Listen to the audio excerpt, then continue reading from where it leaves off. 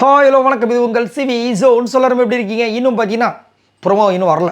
சரி, அதுக்கு முன்னாடி பார்த்தீங்கன்னா இந்த லைவில் வந்து நிறைய சம்பவங்கள் போச்சு. அதில் பார்த்தீங்கன்னா திவ்யா வசமாக வந்து வாயை கொடுத்துட்டு மாட்டிக்கிட்டாங்க. நம்ம வினோத் வந்து வச்சு செய்கிறாரு. அந்த மாதிரி ஒரு மூமெண்ட் நடந்துச்சு, அதை பார்க்கலாம். அதுக்கு முன்னாடி பார்க்குற எல்லாரும் நம்மளோட சேனலை சப்ஸ்கிரைப் பண்ணிட்டு பாருங்கள், லைக் பண்ணுங்கள், கமெண்ட் பண்ணுங்கள், ஷேர் பண்ணுங்கள். இப்போ வாங்க அந்த வீடியோக்குள்ளே போகலாம். ஸோ முதல் லைவ் எப்படி இருக்குன்றதை முதல் கமெண்ட்ஸ் பண்ணுங்கள். இன்றைக்கி யார் எவிட்டாக போகிறாங்க, எவிட்டாகணும்னு நினைக்கிறீங்கன்றதை மறக்காமல் கீழே கமெண்ட்ஸ் பண்ணுங்கள். சரி, நான் இன்னும் அப்டேட் வரல, அஃபிஷியலாக வந்துச்சுன்னா சொல்கிறேன். இப்போ என்னென்னா, கனி வந்துட்டு சிறைக்கு சென்ற செம்மலே வருக அப்படின்னு வந்து வினோத்தை வந்து கலாய்க்கிறாங்க. அதான் உள்ளே அமுச்சிட்டிங்களா, அப்புறம் என்னன்னு சொல்லிட்டு அவர் கலாய்க்கிறாரு. உடனே திவ்யா என்ன கூட தான் அமிச்சாங்க, காரணமே அவங்க வந்து எதுவுமே கேட்காம நாங்களாம் கம்முன்னு இல்லையா அப்படின்னும் போது, ஏங்க முதல் உள்ளே அனுப்பிட்டாங்களா, ஒர்ஸ்ட் பர்ஃபார்மன்ஸை போட்டாங்களா, இந்த மாதிரி காரணம் கேட்காதீங்க, நல்லாவே இருக்காது அப்படிங்கும்போது அது தப்புன்றாங்க. அப்போ கனியை வந்துட்டு ஆமாம் அதான் கரெக்டு, தப்பு அப்படின்றாங்க.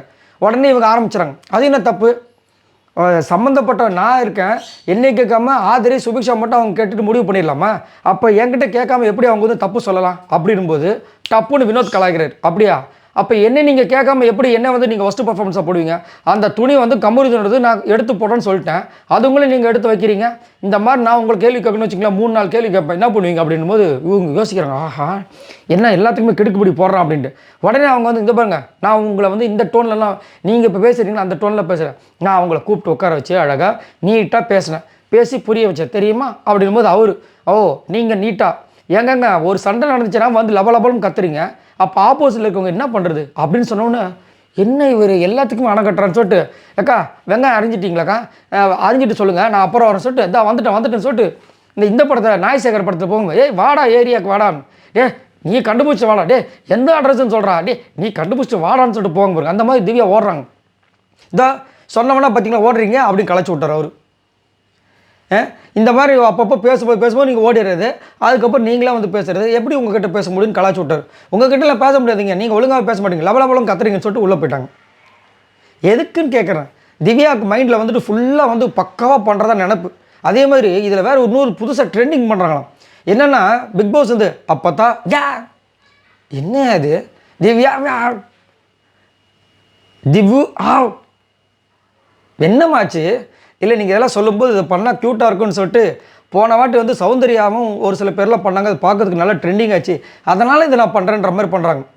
அப்போ தான் அந்த கமருதன் கூட சொல்லியிருப்பார் ஒரு வாட்டி அந்த இதில், நான் ஒரு வருஷமாக இவங்க கூட ஒர்க் பண்ணியிருக்கேன், இந்த மாதிரி அவங்க ஷாக் ஆனதே சரித்திரமே கிடையாது, இப்போ என்னமோ இதை பண்ணிகிட்ருக்காங்க அப்படின்ட்டு.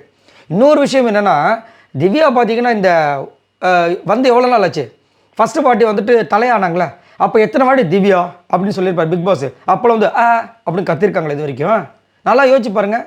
அப்போ கத்துறது கிடையாது, அதுக்கு அடுத்த வாரம் கத்துறது கிடையாது, அதுக்கப்புறம் இப்போ புதுசாக ட்ரெண்டிங் பண்ணிகிட்டு இருக்காங்க. அப்போ என்ன அர்த்தம், அப்போ நீங்கள் வேணும்ட்டுமே பண்ணுறீங்க, வேணும்ட்டு பண்ணுறதுலாம் ஒரு மேனரிசமாக வந்து காமிக்கிறது எப்படி இருக்குது.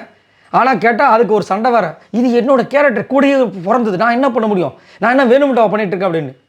வேணும்ட்டு தான் பண்ணிகிட்ருக்கீங்க நீங்கள். அப்போ வந்த புதுசில் வந்து அந்த மாதிரி பண்ணவே இல்லை, வர்றப்பா இருந்தீங்க, எல்லாருக்கும் பயமுறுத்துகிற மாதிரி ஒரு விஷயத்த பண்ணீங்க, அப்போல்லாம் இந்த மாதிரி நீங்கள் பண்ணவே இல்லையே, அப்போ என்ன அர்த்தம், பண்ணுறதா இருந்துச்சுன்னா ஸ்டார்டிங்லேருந்து பண்ணியிருக்கணும்ல. திவ்யா வந்த உடனே வந்த வேலையை செய்யுங்க அப்படின்னு சொல்லிட்டு ஸ்டார்டிங்லேயே வந்துட்டு அமித்தும் திவ்யா நிற்கும்போது சொல்லியிருப்பாங்க, ஓகே பாஸ் அப்படின்னு தானே சொல்லியிருப்பீங்க, அப்பவே அப்படி சொல்லியிருக்க வேண்டியதானே. ஸோ எல்லோரும் எப்படி பண்ணுறாங்க பாருங்கள். ரைட், இதை பற்றி உங்களோட கருத்துக்களை சொல்லுங்கள். வினோத் ஆனால் சூப்பராக வந்துட்டு அடுத்து டக்கு டக்குன்னு கேள்வி கட்டுன்னு ஓட்டாங்க. உங்களோட கருத்தில் சொல்லுங்கள். பாய் நண்பர்களே.